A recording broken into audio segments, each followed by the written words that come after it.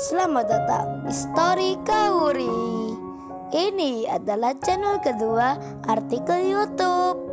Jangan lupa subscribe ya guys, dan tekan notifikasinya. Kisah pemuda kaya, anak bos besar, pemilik 73 perusahaan, yang menjadi cleaning service. Episode 168. Kenshin yang pagi ini sudah berangkat bersama Iwan. Dengan motor lama itu, mereka kini akhirnya telah sampai di sebuah perusahaan yang kemarin disebut ayahnya. Gerbang pun terlihat terbuka. Nampak security berdiri di depan. Di samping pintu jaga, Kenshin dan Iwan berjalan melangkah perlahan menuntun motornya sampai berhenti di posko security. Bertanyalah Kenshin akan maksudnya. Ia mencari seseorang yang disebut ayahnya tadi malam. Kenshin itu berucap, "Maaf ya Pak, selamat pagi. Ini saya mau tanya, kan kemarin saya mendapat pesan jika di waktu ini untuk menemui Pak Hiko dengan keperluan kerja cleaning service." Sambil bicara, Kenshin menyodorkan selembar surat pada security itu. Pak penjaga itu pun menerima dan melihatnya. Setelah dibaca dengan seksama, mengertilah petugas keamanan itu. Kenshin dipersilahkan menunggu di tempat yang biasa, di mana orang akan wawancara kerja. Iwan pun segera menjalankan motornya, menuntun ke tempat parkir. Pagi telah beranjak, jam dinding sudah lewat. Di hampir 1/4 menit, karyawan yang mulai berdatangan memasuki tempat kerja masing-masing.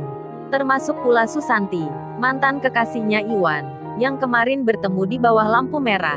Ternyata, ia kerja di sini. Si Iwan pun belum mengetahui akan hal itu. Kenshin sendiri yang sedang menunggu. Ia duduk di kursi bagian kiri. Kemudian, dirinya mengambil handphone yang ada di dalam tas. Setelah dipegang, dilihatnya, ternyata ada tanda yang menyala. Kenshin itu membaca sebuah tulisan.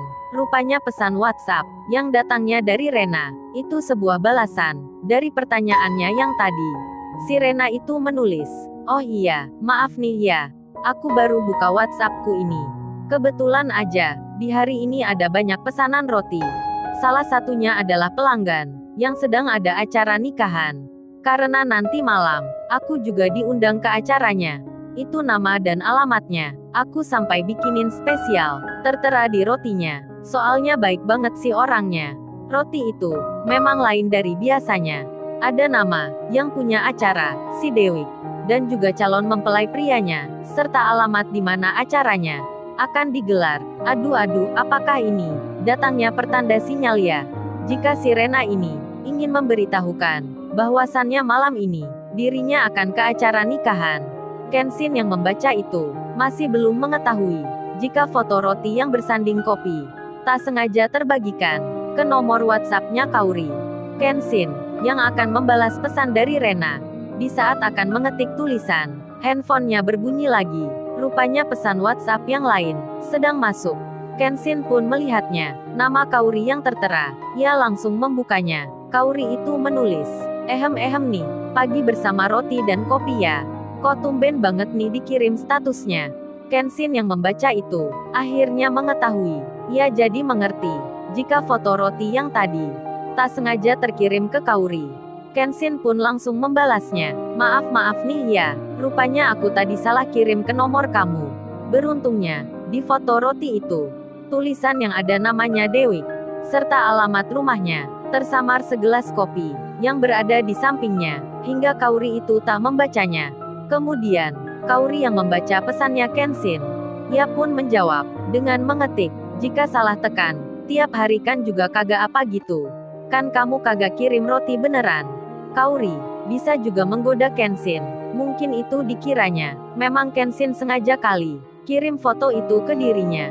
Kenshin yang menerima pesan itu lalu mengetik kata lagi dengan tanda emosien yang berlogo tertawa sambil diselingi ungkapan, "Udah dulu ya, aku mau kerja nih."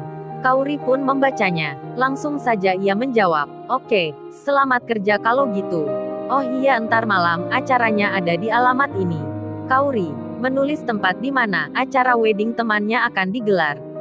Kenshin pun melihatnya. Saat membaca alamat itu, ia jadi merasa pernah mengetahui.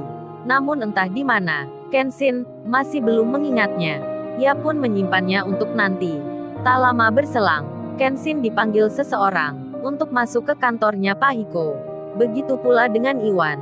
Setelah bertemu dengan orang yang dimaksud, tentu saja Pahiko itu sudah mengetahui perihal tentang Kenshin. Jadinya, tak perlu lagi bertanya, seperti halnya wawancara. Setelah mendapat penjelasan dari Pahiko, Kenshin dan Iwan pun langsung memakai seragam kerja cleaning service itu. Mereka pun bersiap menuju tempat kantor yang menjadi jadwalnya kerja pertama. Berjalanlah Iwan melewati ruang-ruang yang nampak asing baginya. Kenshin pun mendorong troli sebuah keranjang yang berisi alat kebersihan. Lalu ditemuilah dijumpai banyak orang yang akan bekerja di hari ini. Kenshin dan Iwan saling bicara, saling bercerita tentang tempat baru ini.